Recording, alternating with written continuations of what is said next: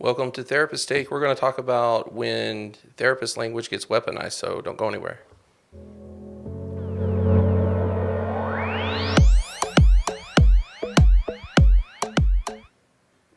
Hey, Carrie. Hey, Josh. How are you today? I'm good. How are you? Good. I have a question for you before we get started in this episode. boy. Are you Okay. reading any good books? I have a book sitting on my coffee table. I just haven't picked it up. What is it? I don't even know. It's a fiction book my mom gave me. But Have you heard of the series called Scythe? It came out like in 2016. oh, It's like three of them, and I've been hooked on it. But it's like this futuristic, like they've figured out how to solve the problem of mortality. So basically, everybody has these You live nanites in their forever. blood that, like, you can. It's funny because like if the kids have this thing that they like to do sometimes where they call it splatting, where they jump off buildings and they splat, and then the little drones come and picks them up, takes them to a hospital, a revival center, oh my and their goodness. nanites fix them. Oh, It's wow. crazy. But anyways, because of that problem, there's an overpopulation issue. So they're what they call size, which are like grim reapers that are designated killers, basically, that because they have to have population control, and so it's kind of interesting because you have some that are really like there's some they have some kind of morality to them,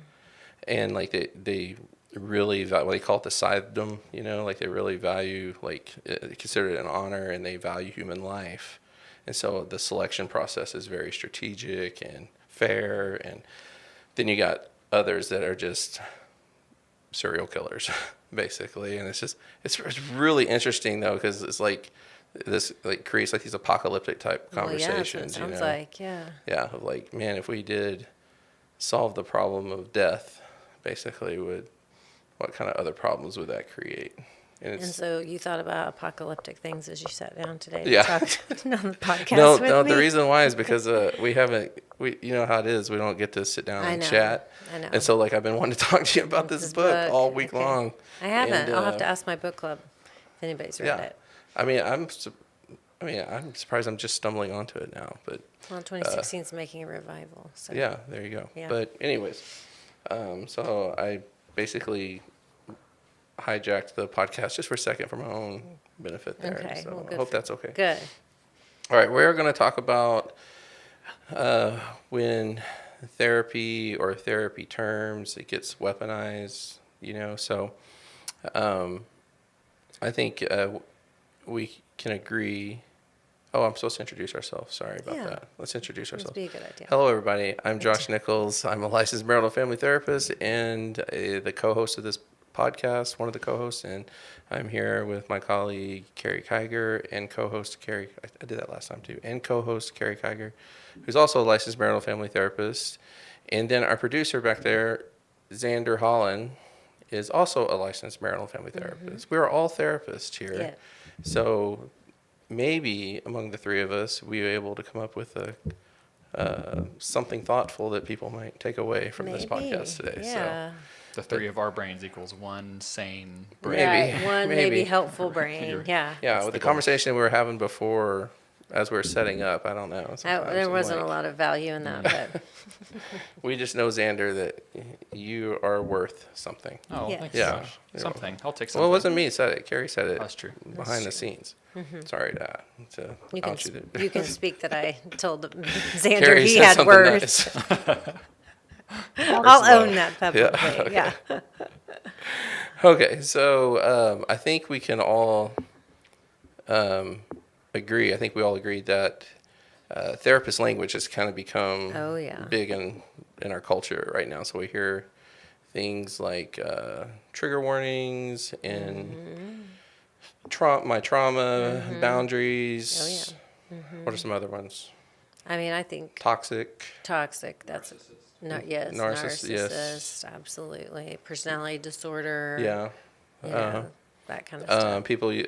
What's the one personality disorder that people often borderline? Borderline, yeah. People refer to Not as much as borderlines. narcissist, but I hear Yeah. borderline sometimes. I'm Yeah. ADD. I'm Oh, yeah. OCD, or Yeah.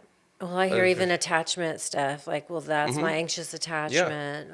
I'm in a relationship with an avoidant attachment. yeah, absolutely. How do you guys feel about that in general? Just the seeing our words become popularized like that. When I say our words, therapist words, Our field. our field. Right, Yeah, it's it's not not, they our- don't belong to They don't Carrie, belong. Xander, and I. No, So, no, no, they don't. yeah. They don't. I mean, I think in general, it's about kind of a shift, right? And people trying to be more thoughtful about relationships and patterns.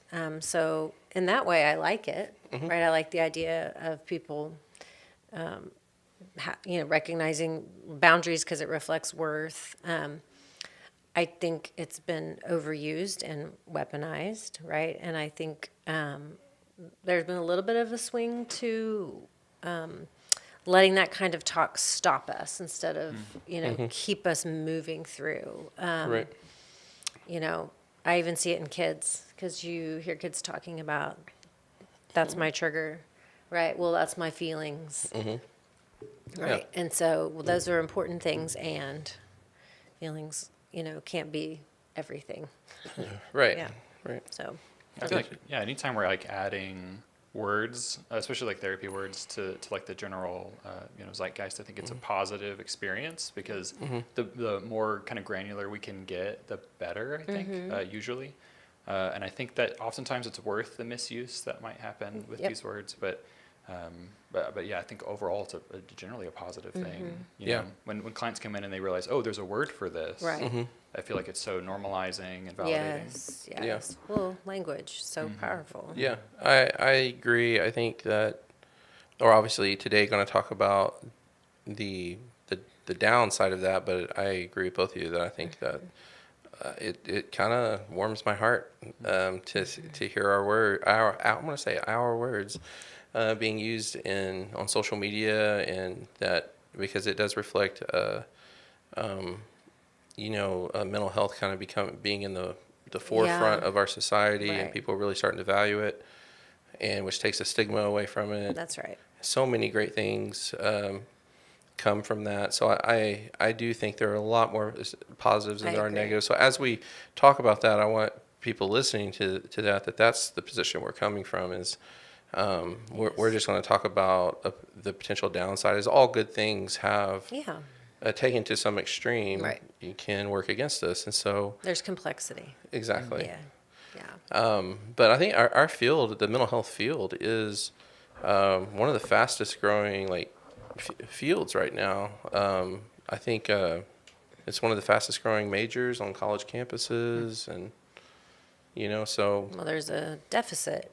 There's Sure. not enough professionals, so Yeah, I mean, that's a positive thing. there's right? plenty of work to go around. Is what we always say. We've said that since day one. Right. We've never felt in competition with other practices because there's plenty to go around for all of us. Yes. And we always say we're trying to work ourselves out of a job, basically, and which is never going to happen. Unless we can the side from Your book. right, Yeah, from my there's your book, because they haven't mentioned there are no mental health therapists in that book. Well, so. you're on book 1, right? No, I'm in 3. Oh, okay. So there's Yeah. okay. Yeah, but they have the nanites actually can control regulate your feelings, Your neurotransmitters. your hormones, your neurotransmitters, all that stuff. Yeah. So if it feels you starting to get depressed, it will regulate for you. Yeah, it's crazy. Yeah, I'm telling you, it's worth the read. Okay, everybody. All right, we're mixing the book back into the talk. Well, here. we came full circle too soon. I'm We sorry. did. Yeah. Okay. We'll do it again at the end here. Okay. Very good. I'm going to mention Scythe one more time before this is over. Okay. Well, let's talk about how some of these words can be used as a shield or as a way to shut down, or you kind of, as we started out with the title, weaponized. Mm-hmm. What do you guys see or feel like's happening there? I think just that comes to my mind first is the idea about how people use things like, I was triggered, right? And so I think that one of the ways that this can be not as helpful is when people will say, well, I was triggered, so, and a lot of times what comes next is, so I couldn't help myself, right? I had to leave, or I had to say something like that. I had to whatever, because I was just, in a way that the trigger, right, which means the something that brought something up for them, justifies whatever they did Right. next, right? Yeah. And maybe what they did next is positive, but a lot of times when people are in my office talking about it, it wasn't helpful. Yeah, it's Right. kind of like a convolution. They're convoluting their emotions, which they have the right to. Like if you say I'm triggered, I was triggered and I felt this. Yes. That's there's nothing wrong with that. That's an appropriate reflection Right. around trigger, But right? a lot of times, in this, a lot of this that we're talking about, it's not anything new. It's just being applied now to this phenomenon that's Yeah, happening in right. our world. So everything Right. we're talking about is nothing new here. We have been blending feelings and behavior forever. Yeah. Like where you think about parents with kids, if your kid gets, it's like Pavlov's dog, like you ring the bell, show the dog food, dog salivates, right? Over time, you can just ring the bell and the dog salivates, right? And so like when your kid gets mad, slams the door, which is your door. I sound like a dad now. He gets mad, he slams the door, he gets in trouble. He gets mad, slams the door, gets in trouble. Then what happens? He gets mad, he doesn't slam the door, but he still gets in trouble. And now he's in trouble just for getting mad, and he or she should have the right to that, Right. to their anger. Right. So when people say they're triggered emotionally, that's fine. Like you have the right to that feeling, but justifying behavior because of that is where it kind of goes awry, in my opinion. Yeah, relationally, for sure, Yeah. it goes awry. Yeah. Sure. I wonder if there's like a developmental aspect to this too, where I think like as kids we don't have the ability to see what part we play in things, and really we're just kind of responding to our environment. And I wonder if a part of us holds on to that even into adulthood too far sometimes. And so words like triggered, words like boundaries, and like I think our individualistic culture as well can oftentimes makes it easier for us to think, in what ways are you the cause of what's Yeah. wrong in my life, or anything outside of Right, the myself? punctuation of that, sure. Yeah, it's Yeah. a good point. I think, that boundaries word too, when you bring that up, that's what, Yeah. I hear it used like that, right? Yeah, I was actually wanting to talk about the word boundaries because I think that's one I feel like is used to shut down conversations. Sure. To like that. I'm gonna have to set a boundary here, and then it's like, if I'm on the receiving end of that, what am I supposed to do with that? Like you might need to set a boundary, but so I think in the I guess the unhealthy relational sense, it would probably look like I'm setting the boundary, but then that's it. It's more of just a way of saying I want to put a wall up. I'm stonewalling, as John Gottman would say. So I think we're going to talk a little bit later about how to recognize these things and maybe facilitate how to use these words more effectively, and not just use them to escape or justify or things like that. Sure. So we'll get into that. But that's one way I feel like I've seen the word boundaries being used. Yeah, me too. Yeah. You seeing that? Yeah. No. Yeah, absolutely. I think for me, oftentimes it's like my boundary is you can't be mean to me, or like my boundary is like you have to do these things X, Y, and Z. Like there's a difference between a boundary statement, which is like That's a good point. how I feel, versus controlling your behavior. Right. Yeah. So where I was talking about using boundaries to shut down, you're talking about using boundaries to control. Yeah, that's a good Sometimes point. shutting down in an attempt to control, I mean, too, both, right? Yeah, right. Yeah. Yeah, they can all coexist, right? Yeah, it all coexists. And that's not the spirit of therapeutic boundaries, is not Right. what I do so that you do, right? The spirit, the healthy adaptation and function of boundaries is when I feel, when I know, when I'm whatever, this is what I do Right. because it's best for me, Yeah. right? Yeah. Yeah. Which is also leading us to another word that people often use, regulated, Oh, right? yeah, that's a good one. I'm glad you Self-regulated, brought that one up. co-regulated. Yeah. All right, good, great word, great Dysregulated. concept, dysregulated. Yeah. Trying to infuse a little bit of like neurobiology into I love it. It's great. right? Yeah. I think it's really important to understand the way that the body and the brain Right. obviously are. These are not just cognitive concepts, right? And so I love that. But also I think sometimes people have a fantasy around regulation and co-regulation, right? That when you feel dysregulated, it could mean anything uncomfortable, right? And in case you haven't noticed that a lot of times in life you have to do hard things when you're uncomfortable. Yeah, Right. And so that's why sometimes I've seen and I've noticed and talked with clients about, you're going to have to do that thing tired. You're going to have to do that thing irritated. Yeah, You're going to yeah. have to, whatever, right? Yeah, anything worth doing is worth doing poorly. Is worth doing exactly. And just because the waiting to be regulated does not Right. mean waiting to be comfortable, for it to be pleasant. And I don't think we develop skills when things are easy anyways, right? Right. So, but sometimes again, that's why I think this regulated stuff gets weaponized, or maybe it's not even weaponized. Maybe it becomes fantastical, Yeah. right? Yeah. I agree. Do you guys think that,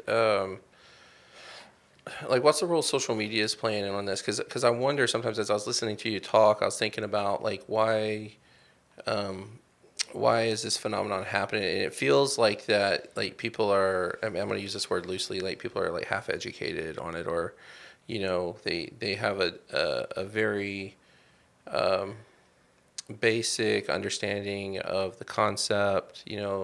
Maybe they've heard their favorite TikToker Sure. or life coach on YouTube or something has talked about it a little bit, and it resonates, right? It's like, oh man, that makes sense. And then that might be may or may not be the extent of. I don't know. I'm just throwing it out there. Is that something that is possible that could be happening? You think, or Yeah. like I'm just trying to think of, like, why is this happening?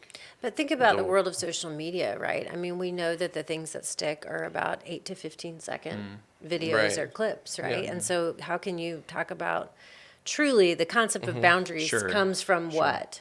Yeah. A theory around Right. patterns in relationships driven by core belief. I mean, Right. you can't do that. A book's And- worth. Exactly. Yeah. At least a book, At right? least, yeah, at least. Right. So of course, I mean, you have to distill it down to a simple thing that people can take in a bite-sized bit, and it'd be helpful. And if you make it clear and simple, it's easy to take with you. It's Sure. transportable, right? Which is what we're kind of doing here. Yeah, very Which, much so if you want to take a bite-sized bit right now, is look more into the things even we say. Like, Sure, sure. if there's something that we're saying resonates with you, don't let that be the thing that you hook in on and you just go with that little bit of information. And also don't let our voices be the only voice you listen to No, either. sure, Like, no. I don't think we're having that problem so much right now. Yeah, no, I don't think so. But whether it's or anybody, any Mm-hmm. popular podcast or because I definitely have the people I like to listen to because it's usually entertaining, Yeah. or my go-to people. Right, right. Yeah, but everything is just way more complicated than you think it's going to be. Yeah. Like I remember getting into golf, and I thought, you just grab a club and you hit it into the hole. It's like, no, it's way more complicated than that. Like wind matters in golf. I don't know, like, how in the world anybody would look at golf and go, "That looks easy." That Well, in looks theory, so my hard." daughter says that. Well, my so, dad yeah. falls asleep watching it, so it can't be Well, that it's good. boring and easier. True. But true. you're right, though, about social media being kind of a quick bite. So you can't really get deep into Right. it. But it's also, if I'm being cynical, not so much about, I think, what is helpful and educational, but more so like what gets the click, Sure. what gets the view. Right. And I think a lot of times, and I don't know if this is like culturally, I feel like I've seen it in my practice recently, is that we're really focusing on ourselves right now. And we're really focusing on like, what do I need? What's Yeah. important for me? And that's a good question to ask. Yeah. It's good to set healthy boundaries, but it can go too far. And so I wonder if people see stuff online that makes them feel good, that's Yeah. about like taking back their life or Yeah. taking more control over their relationships, or Right. like a really common, I think a really popular phrase is that no is a complete sentence. Yes, And like I yes. love that, and I talk about that in session Sure. too, right? But it's just not that simple. Right. There's Right. it's a lot deeper than that. Yeah. Yeah, I agree. no, I think that what you're saying there is probably something that reflects the larger, right, issue when you even zoom out, right, on the history of our country, right, our Right, swings yeah. towards collectivism and individualism. I think that's true, and I also think that it's a reflective of capitalism and profiting, Sure. right? Hey, if I say something fiery and no is a complete sentence and I get so many likes, I'm going to keep saying it, right? Right. So, Yeah. and then Sure. that's pumped in our algorithms and our brains stay connected to those things, right? Right. So, again, it's not about, I don't think what we're talking about here is about blaming, but I always like to know, where everything is coming from. Right. And so for Yeah. us to be talking about, well, why and how are these things being misused? I think that's still an important thing for us Yeah. to bring up, right? Yeah, and I think trusted source is kind of a relative term, right? I mean, Sure. at some point, I mean, there's no end to the digging. At some point, you just gotta, trust the sources you trust. But I think what makes them trustworthy is it's not just one thing. You know what I mean? Yeah. It's not just one person saying it, or, But do I think everybody needs to dive into, for attachment stuff, like into Mary Ainsworth or Right. some of the founders of that concept, Right. Bowlby, John Bowlby. I think, Yeah. no, I don't necessarily think so. I think when you find credible sources that they're kind of, saying the same thing, maybe some different perspectives, and, but that really is in the eye of the beholder, I guess. I guess so. Yeah. Let's shift into the therapy room. Okay. I'm curious on how you guys would distinguish between someone who has like really good self-awareness, and we probably can all think of those clients that we have clients who are just really, for whatever reason, just have a level of self-awareness that a lot of people don't have, and sometimes I'm even envious of. And versus using certain words or concepts to distance, control, shut down. Like, is there anything you're looking for that kind of, when you hear it, you're like, I don't know if that's, I'd feel like self-awareness. Feels a little bit more like something else. And I know it's probably not, Yeah. probably not a slice in time, but Well, I mean, I think that in general, when I think about what you're saying is, if someone has good self-awareness but is using these things in a way that's, limiting or shallow or whatever, is that, to me, that's a pain point, right? yeah. They're using this as a tool for something. Yeah. What's it trying to do for them? And, Right? and I'll be honest with you, I wasn't even thinking about people with good self-awareness doing this, but it surely is possible. It stands out, right? It would be, Right. we would be looking for the exception, right? It would be an Right. exception. But people with even that struggle with self-awareness doing it, the same thing. I mean, it could be a pain point. It also could be a lack of skill, right? Yeah. A lack of knowledge, a lack of execution. Can you describe what you mean by pain point? Yeah, that they're hurting, right? And so you've got someone with good self-awareness who says, I feel taken advantage of, and so I'm setting this boundary, and I am no longer going to, care about my partner in the way that I used to, right? And they know what that means, but they're doing it, right? So what are they saying? That they feel helpless, that they feel hurt, that they feel ignored, that they're feeling probably some despair, right? And so, then at that point, Yeah. it's about acknowledging the depth of that and doing that unfortunate thing of like, So it's almost like kind of your approach, Carrie, is like whenever you hear those hard lines, something good is probably happening right there. trying to happen. Yeah, but you kind of back them away from the ledge. And let's look at these things, So kind of how you said, like, I think what they're really saying is, so I'm sure that's probably showing up in your conversations with them as you help them process what just happened in that moment. But probably my guess is what you wouldn't let them do. You probably wouldn't be like, hell yeah, like, stick it to them. Yeah. Yeah. Not saying there would never be a point we did that, but I think those extreme language, hard Yeah. lines, Yeah. couched in a particular, like if it's couched in a lot of anger or some kind of heightened emotion. So kind of one thing I'm looking for is compassion. Also look for resolve. And I tell people all the time that to me, the emotion of resolve lies just on the other side of defeat. you know, and so there's kind of an acceptance, like Yeah. that I refer to it as a defeated peace. Like it's not the peace you want to live in forever because there's a sadness to it, but it's kind of the beginning of your peaceful life. But you have to kind of accept the defeat that just happened. And so like when it's like, when I hear hard lines or heightened emotion, that still sounds like you're in the game. You know, like you're not ready to, like it's, you realize there's 3 seconds left on the clock and you're down by 7 on the basketball court and there's no 7-pointers available to you. You know what I mean? But I'm like, no, we got a chance. Which is cute for the 3 more seconds. Well, yeah, and sometimes that's okay. Yeah. We need to let the clock run out. Well, You know, yeah, when the clock is over, it's time. Yeah. Right. Yeah. and some people get there sooner. Yes. That's fine. Very much. So that's kind of what I'm looking for, is that compassion, the resolve, for like, that's, I feel like a good self-awareness healthier happening. way. Yeah. And then the pain points that Carrie's mentioning, like when there's these hard lines, this extreme language, you know. Sometimes you feel it in your gut as a therapist. You're like, oh, there's something here Yeah. that still needs to be resolved. But I think for me, like, you know, if I have a client who's struggling with feeling taken advantage of at work, and she says, you know, I'm just not going to work hard anymore. Yeah. I'm just gonna like quiet quit. You know, just like start to not participate.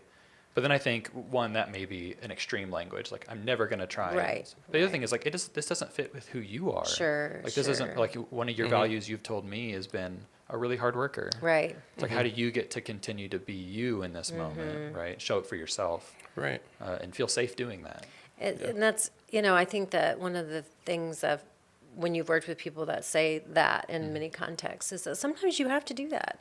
Go to work, try it for a little bit, see what it's like to be a halfway employee, Yeah. right? Kind And of strategic. Yeah. you'll find usually that if that's really a value, that they can't do that. And then that's such a healthy moment, right? Because you're like, dadgum, this, for my well-being and self-compassion, this is how I need to operate, right? And so I think, but I think sometimes this extreme language, if that's what we're talking about, you know, like as a therapist, okay, like how do you let them try that, right? And then how do you, when do you like try to offer like, well, what's on the other side of this, Right. this feeling defeated, right? And it's both, of course, for us, we do both, we Yeah. do all, right? But Yeah.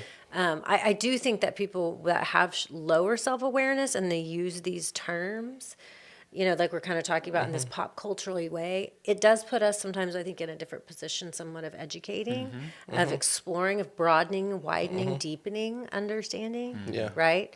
Not just taking them at their surface level if the application of it is somewhat limiting to them, right? Yeah, or sometimes it just puts us in a position of getting some clarity because they're using the term in the pop culture way, so they're using it loosely and not in the clinical sense, and that's just good for us to know, because if we Yeah. hear, you know, anxious attachment, we're thinking, you know, what anxious attachment really Right. is from a Right. clinical standpoint, and some people are using it very differently. Yeah. And so Like narcissist, for example. I think it's narcissist is a great Great example. example, Yeah. yeah. It's like, I felt hurt Yeah. by this person, so they must be a narcissist. Right. Yeah. This person was selfish, Yeah. Yeah. right? Yeah. Which, Yeah. whether or not they are a narcissist, like, you get to experience the pain of being in that relationship. But when we say Yes. someone's a narcissist, we kind of remove any responsibility from ourselves, right? 'Cause, That's like, right. That's a anybody would struggle in a relationship with a narcissist. Right. So this Right. gets to the point of what Carrie was talking about, puts us in a position to help educate. I think sometimes I'm fairly certain that the first time clients have ever heard the term narcissistic personality disorder comes from moments like that, where they're like, do you think my partner's narcissistic? And I'm like, well, you know, everybody has a level of narcissism, you know, and but if you mean like narcissistic personality disorder, which is a DSM diagnosis, it doesn't sound like it, or maybe no, I never confirm it because I can. They're not in the room. Right, yeah, but you know, there are levels of Yeah. of narcissism that lead, but is it something that's like, when we hear narcissistic personality disorder, what do you guys think? I mean, if you were to know someone that you're working with has narcissistic personality disorder, you're probably rethinking completely how Yeah. you're going to treat this person Absolutely. because Absolutely. personality disorders are a different ballgame. Yeah, right. And the Right. treatment is different. 100%. Yeah. Yeah. Sure. It's relatively rare too. Yeah. You know. So. Yeah, it is. Yeah. But if someone comes in and says, well, my ex was narcissistic, they're telling us something else. Exactly. Right. And so again, yeah. to explore what does that mean to Yeah. you, right? And not to discount it because sometimes they But- are. right, I yeah. mean, Well, sure, They do sometimes exist. it is. And I do think, exist. to be fair, the numbers are small, but it's also because a lot of narcissists aren't going in to get diagnoses, right? I mean, that's Yeah. kind of the function of that, pathology. So I think that you're right, though. In general, most people are not going to meet criteria, right, to be diagnosed narcissistic personality disorder. But what does that mean when you use that term, right? Is that kind of a collective umbrella term for a lot of people, right? Tell me more Yeah. about that. Let's. I want to talk real quickly about what this looks like relationally. So, how do what would be the appropriate use of these terms relationally, and how do they get used sometimes in the weaponized sense? So for example, in my mind, again, like we've talked about at the beginning, that I'm glad that people are using these words, but they should be being used to facilitate and foster growth and connection and healthier attachment. I know it sounds kind of weird, but yes, having a boundary can help you grow closer to people. Yes. Right. That's the That's the point goal, yeah. of Right. boundaries. Yeah. Yes. So it's like it does like it is kind of a pushback, right? But it kind of Esther Perel, create that space so that we can facilitate growth, right? And so I would say for me that would be the appropriate use of it. So if you're experiencing relationally your partner or even yourself using the terms, it's like to emotionally cut off, to avoid in an avoidance way, or to is it possible your partner might be feeling powerless, and it's a way to regain some power or control. And I'm not faulting people for doing that. Like as Carrie said, like these are pain for us as therapists. We're like, these are pain points. We're not faulting people for there's reasons they're doing it. It doesn't mean that it's a good enough reason to hurt somebody in it, but there's still reasons that need to be explored, and it's usually a lot of pain in there. So. Yeah. No, I think that the way that our job is to help people with these terms, to use them in, basically to simplify, like as tools in their toolkit, right, is to help them understand it more, right? And the value of these things is supposed to be about helping you regulate, to use the word, but regulate in a way that means that you're still able to manage, right? Regulation is a management, ability, right? Think of it as a scale, right? Dysregulated should mean I'm too over the top. Anything under that is I can manage, but it's tough, right? It's like, we do that with a lot of things, energy, focus, right? What zone am I in? And I think that when we're helping people, avoid the pop culture use of these, it's because that pop culture use is probably shutting down. It's creating a battle for control, right? And like we, learned when we talked about parenting, right? You don't want to enter battles for control, right? If at all possible. Right. And so we don't need more of that, right? They're already, struggling with something, and we don't need that. So how do we, expand those terms? What does a boundary mean? What does narcissistic mean, right? What does trigger mean, right? And not in a way that becomes limiting or cut off, or I win because I said I was triggered. Yeah. Right. I feel like you're exactly right. I mean, boundaries, like you said earlier, are an attempt to continue a relationship. The idea being, if I don't set a boundary, this relationship can't continue. So in order for me to remain in a relationship with you, there needs to be some expectations and rules, right? Yes. And I think the one I talk about most commonly, just being a couples therapist, are breaks during arguments. Yes, right? very much. So you just talk about like regulation, right? And I think we can say, I've had a long day at work, and so, I just feel dysregulated, so I'm going to go regulate by doom scrolling for 4 hours. It's like, does do you really feel better after that? You know, like, oh, but it just makes me feel good in the moment. It's like, I just don't know that. But if you're setting a boundary in a relationship where you say something like, you know, maybe the statement is, I won't be in a relationship where I'm being yelled at, or something like, when I'm yelled at, I take a break or I take a step away, Right. because it elevates my system, Right. and then I have to go cool off, Yeah. right? Yeah. But that doesn't mean I go doom scroll for 4 hours. You know? Right, right, So right. it's like, what do you need to do to find your peace again, or There your you just go. right place, I think is what they say. And then return to the relationship. Right, return. Yeah. I think doom scrolling used to be a DSM diagnosis. Yeah, doom scrolling, yeah. It probably Phone can fit. addiction. I think it can fit under the OCD Yeah. stuff, right? Yeah. If we're gonna How many Sure. people are going to get arthritis in their index finger when Yeah. they're older? 100%. Road. Yeah. Doom scrolling, like, can't move it Yeah. anymore. Thumb transplants are gonna become Yeah. necessary, Yeah. right?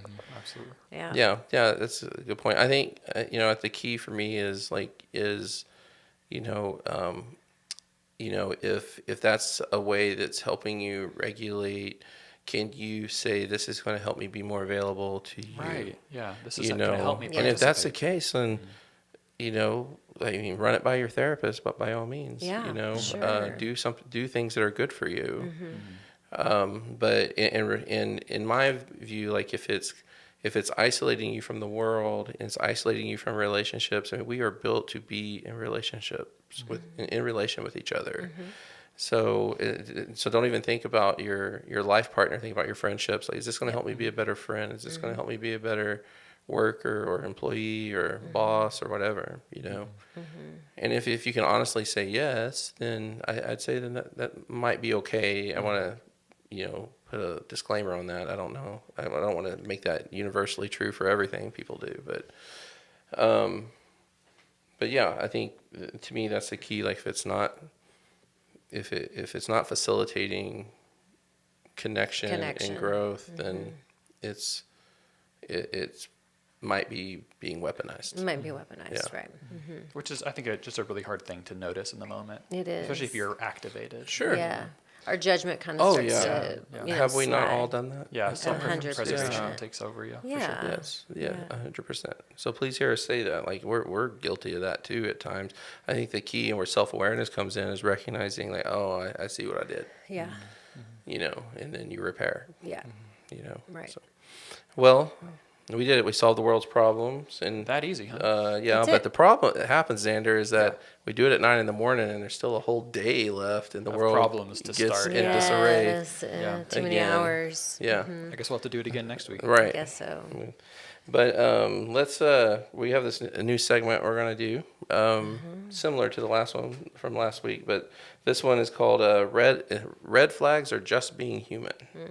And so we're gonna answer some of the, I don't know if they're gonna be questions or quotes or what Xander has for Yeah, us here, but we're gonna look through it a little bit. But yeah, these questions are for you guys, so I won't participate at all. Oh, boy. oh, So you guys thank can you. Looking through these, I feel like a lot of ones we've answered already. Some of the big ones are about, like, at what point does insight become avoidance? And so, like, if I'm feeling like I'm understanding my situation enough to realize it's what's going on, and then I can set one of these, like, words like a boundary up, and then just disappear. Not participate more with that. Another one might be like, is this a nervous system response or like a character pattern or like a trauma response? And do those take different, treatments? Yes. Yes. Well, yeah, tell me more about that.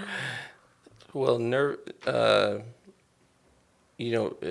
nervous system responses will reflect the dysregulation, of your actual nervous system. Right. So you're having trouble regulating your Neurotransmitter shifts, right, heart rate changes, blood feelings, and pressure, vision. Yeah. people wonder what's happening to me, what it's just you are not in control of your system there.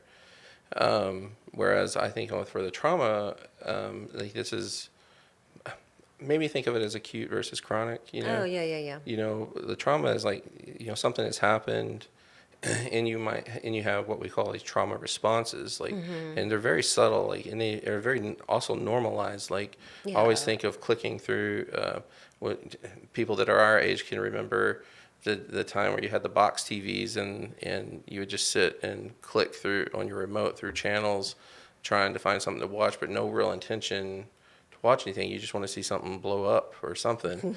And you just don't find anything, but you just keep searching, you keep clicking, and we might call that trauma blocking, right? Where you're accessing Well, doom scrolling. right, that's the doom scrolling of our day, right? And where you're accessing that reward center, your brain to get a little bit of a dopamine kick, Yeah. create a numbing effect, Yeah. you know, and To downregulate. people, it's so common in our culture that it just kind of gets glossed over as just a Right. normal behavior, Right. you know, when Right. it actually could come from trauma. Yeah.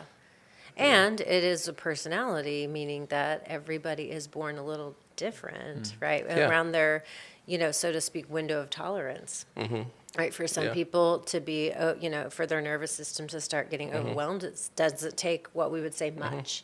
And some people have a very wide stretch, Yeah. right? And why is that way? Of course, the answer is environment and your, biological genetic makeup, Yeah. right? And so it's all those things, right? So I would say, now that you say that, like, you know, doom scrolling would probably be a red flag, and it is also being human Yes, I at the agree. same time. I But yes, agree. I think it's a justifiable. Well, red I don't flag. know that anybody ever, doom scrolls and goes, "I'm glad I did that." Yeah. Right? That felt good.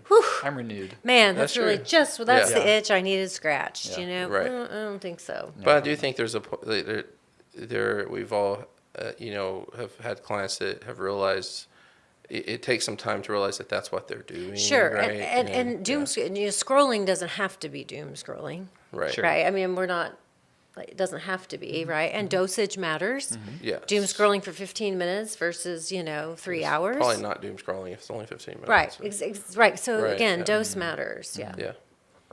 Yeah, I think that was good. Therapeutic answers. We can't just be Yeah, I straight. know. Like, So there are annoying. no like rapid fire questions for us where it's not going to No, happen. it's just not so. going to happen. That's just not. That wouldn't be fun, right? Yeah.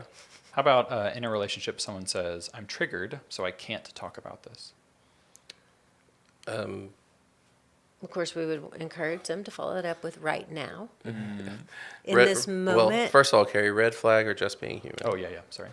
both. I know. I I don't know if know. we're going to be able. This You might knew not. I was going to say that. Well, that's I why don't you know leaned if in. the, I agree with you. I know and I'm you sitting there do, thinking, I was yeah. like, are there going to be any red flags that aren't that means we're not being human? You know, so Yeah. So I would say it's both. Yeah.